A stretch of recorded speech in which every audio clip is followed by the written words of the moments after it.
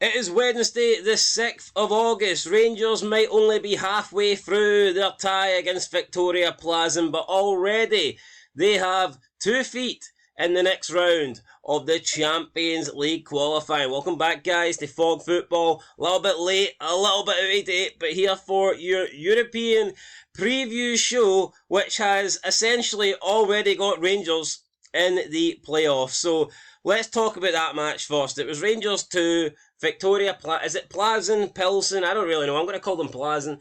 Rangers 3, Victoria Pleasant 0. And for me, this effectively ended the tie.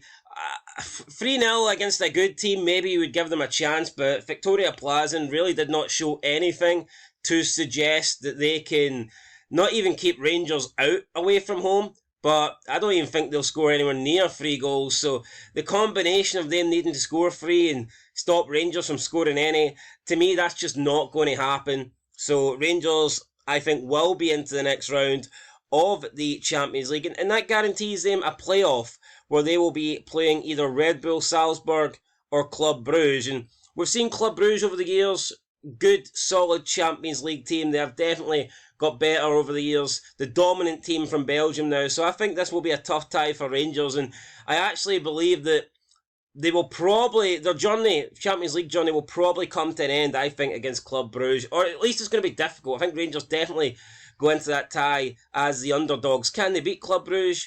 I think they can, but it's going to be tough. But who knows? Maybe Red Bull Salzburg, maybe they can pull off an upset. We'll have to wait and see. But yeah, Rangers did get the win. Gazama again, once again, really good. Got 2 goals. So yeah, you can't really ask for much more. Dessers scored a penalty. He was also, the build-up for the opening goal, Dessers was really good. Held it up, played a nice wee short pass through to Gansama, who was through on goal and just slotted it past the keeper. So yeah, a combination of Gassama and Dessers helping Rangers win by 3-0. And you just see that Dessers offers so much more than Danilo. And I think Dessers the best striker at Rangers. I know he gets a lot of criticism, but for me, he is clearly better than Danilo. And I would prefer to have him over Igamani, especially if you can make more money by selling Igamani. I think Dessers should be the main man at Rangers. His numbers are great. Yeah, could he score more? He could, but everyone misses chances. Dessers misses more than most, but at the same time, he creates chances sometimes. He gets into positions that other players would not. I guarantee you, if Danilo had the same amount of game time Dessers has had over the last 2 seasons, he wouldn't have the same amount of goals.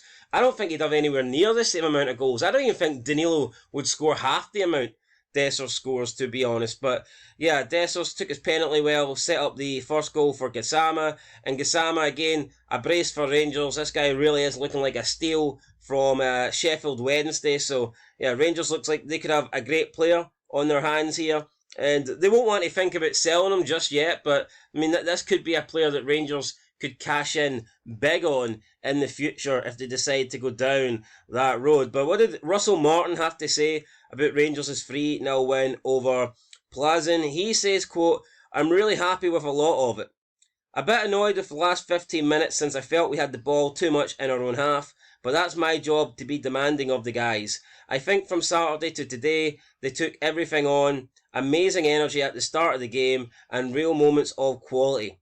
It's really difficult to learn a lot of detail and apply it with the right intensity and courage all the time, especially after a tough afternoon on Saturday, so I'm really proud of the team."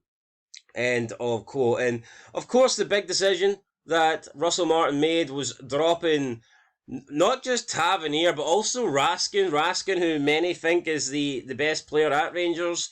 He's the guy that has been talked up for a big move this summer. And then obviously you've got Tavernier, the captain, the guy that everybody thought was undroppable. Well, Russell Martin, he proved that nobody is undroppable in this Rangers team. And I think that takes a lot of guts. So respect to Martin for dropping probably the two most, are they undroppable, or at least the 2 players that you would probably pencil into the Rangers starting 11. Raskin because of his quality, and Tavernier because, how can the captain not be playing? So yeah, I think that Martin took a big risk dropping both of them, but it paid off. They got a 3-0 win, and like I said, Rangers are practically through now. I don't see there being any threat for Plazen in the second leg in Czech Republic, and it's just a matter of who Rangers will play next. But before we have a look at the preview and go into the rest of the teams, just want a quick look at the coefficient here. Another win for Rangers gets them another 1 point on the board, and it now takes them to 2 wins and 1 draw from this year's European qualification campaign, and they have a 2.5 coefficient record. So Rangers once again, saving that Scottish coefficient. We've got Dundee United and Hibernian in action this week. I'm not expecting either of them to get past their ties, unfortunately. I mean, who knows? Maybe they can surprise us, but even if they can pick up some results, even if they can, if you lose the tie, at least pick up a win or pick up a draw in one of the legs, try and do that. So hopefully that can happen. But yeah, Rangers at the moment unbeaten in Europe. Dundee United 2 wins out of 2. Hibernian, unfortunately, only 1 win, or 1 draw, and 1 loss. But I think their performance overall against Michelin deserved more than that. But it wasn't to be. Right, let's look at the Champions League games then. Let's preview them. So, shout out to Dynamo Kiev, who cost me like a £300 bet when they lost to Pavos by a 1-0. Thanks for nothing. Yeah, you yeah, better not say what I wanted to say there. I'll have Matthew Miles all over me. But yeah, Dynamo Kiev, shite performance, losing to the Cypriots of Paphos. Come on, that's embarrassing. Also, with the league path, we've got, like I said, Club Brugge versus Salzburg. We've got Nice versus Benfica, and Feyenoord versus Fenerbahce. Since Rangers are taking on Club Brugge, I guess that means Benfica and Nice are taking on the winner of Feyenoord and Fenerbahce. Who are the 2 teams most likely to come through the league path here? I'm leaning towards Club Brugge and maybe Benfica, but I hope it's Rangers, and I don't know, I kind of like the Dutch league, so I wouldn't be against Feyenoord getting in there, but I mean, we'll see. We'll see what I've just admitted that I like the Orange League. That's not a good sign, right? Let's move in to the Europa League then. So we've got the Champions Path. Rijeka taking on Shelbourne. And what is interesting about this is this could lead to an all-Irish clash, and that the winner getting a spot in the Conference League. Because the loser of this game, which I suspect will probably be Shelbourne, they will take on the winners of the Europa Conference League match that involves Linfield. So if Linfield win their Conference League match, which I think they will, and if Shelbourne lose this match, which I think they will, then it means that we'll see Shelbourne versus Linfield in the Conference League playoff for a spot in the Europa Conference League phase. So yeah, it could be a battle between Shelbourne and Linfield. That would be an interesting game to watch for sure. We've already seen one clash between the 2 Irish teams this season. It was the Republic that came out on top. But could Linfield beat Shelbourne? We'll have to wait and see. Maybe they can. I mean, Larne couldn't, but maybe Linfield can. In terms of the other Champions Path games, nothing really noticeable apart from the fact that Maccabi Tel Aviv have already got a 2-1 win on the board. They defeated Hamrun Spartans. Right, moving into the main path. What ties are interesting here? I mean, not a lot, to be honest. The team that beat Hibernian Midtjylland, they're getting Fredrikstad from Norway, so I expect they'll probably get past them, and that's a huge opportunity that Hibs have missed out on. Because Hibs at this point, if they'd beat Fredrikstad, would have been guaranteed European football, and I think that Fredrikstad are a team that Hibs would fancy themselves against. So, yeah, just really unfortunate to lose out to Midtjylland, but once again, the goals were really, really good, so you can't take it away from Midtjylland. They did score a couple of really good goals to deny Hibs. Got a couple of Greek teams in here, and that's it really. I mean, a lot of these teams aren't great. I mean, a lot of these teams I think Hibs would fancy themselves against, but unfortunately they're out, so it is what it is. Right, let's move on to the Conference League then. And we will start with the Champions Path. And like I said, Linfield are taking on Fingagur from Faroe Islands.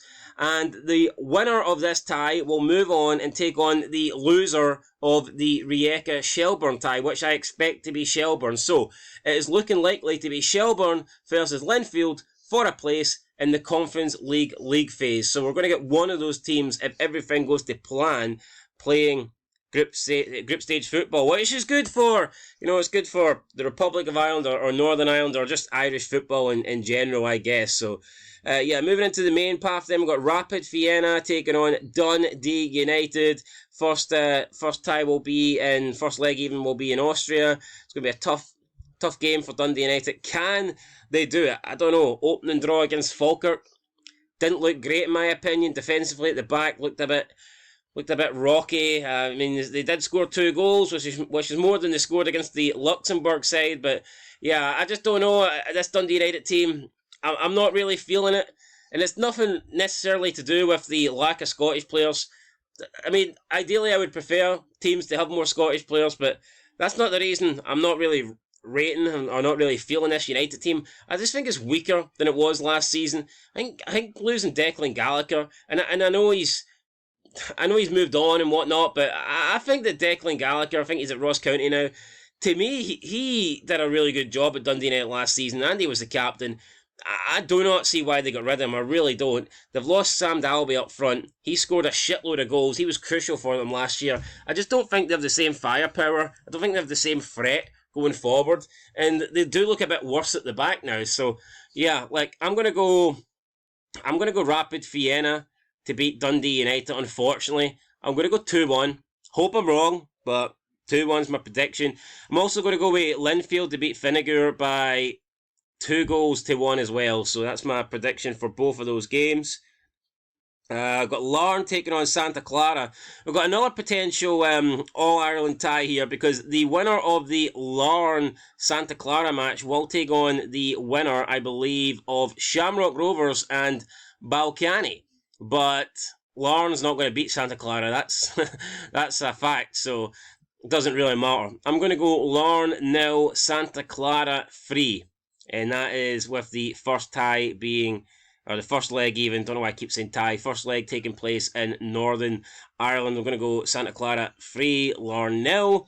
We've got Balkany taking on Shamrock Rovers. I think the Shamrock Rovers can come out of this tie on top.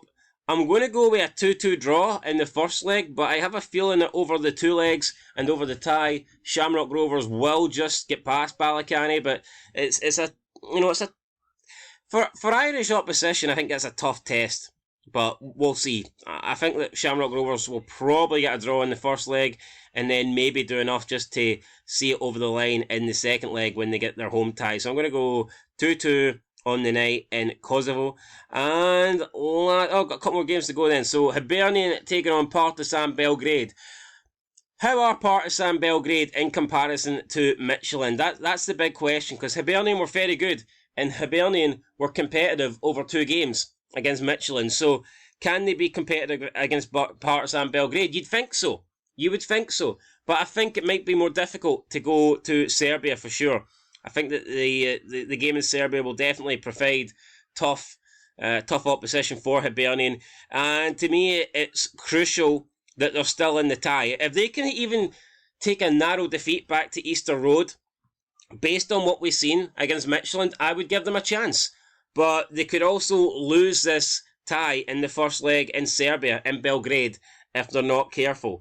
I'm going to go Partizan 2, Hibernian 1, and honestly, I think that would be a good result for Hibs. Maybe not so much on the night for Scottish football because it would be a defeat, but I think overall, if you factor in that 2-1 keeps Hibernian in the game and it actually gives them a good chance of going through this tie, I think 2-1 would be taken. Honestly, I think overall, I would probably take a 2-1. I think most people would take 2-1. So that's my prediction, 2-1 Partizan Belgrade. And then finally, we have St. Patrick Athletic taking on Besiktas. This will be, I think, over 2 legs. An easy win for Besiktas. I'm going to go St. Patrick's Athletic in the first leg, 0, Besiktas 3. So I'm going to go 3-0 Besiktas in the first leg. And yeah, on aggregate, I think this should be like 6 or 7 for Besiktas at least. Maybe St. Patrick's will get a goal in there somewhere, but I don't think this tie will be competitive, and I don't expect St. Patrick's to have a chance of going through. unfortunately. And that's going to do it, guys, for the preview show. So yeah, Rangers pretty much already into the playoffs, which is great for them, great for Scottish football.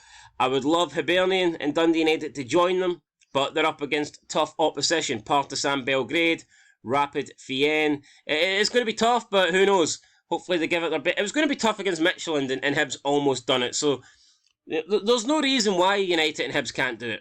There's no reason why. They're up against it. They're both the underdogs, but if they perform well on the night, then they're going to give themselves a chance. And I think the crucial thing is just to try and make sure that you take it to the second leg with the ties still intact. You know, that's what you've got to try and do.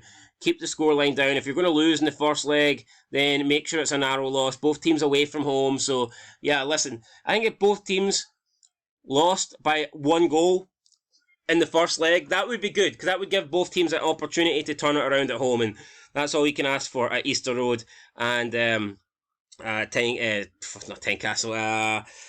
What the fuck is Dundee United Stadium called again? I can't remember.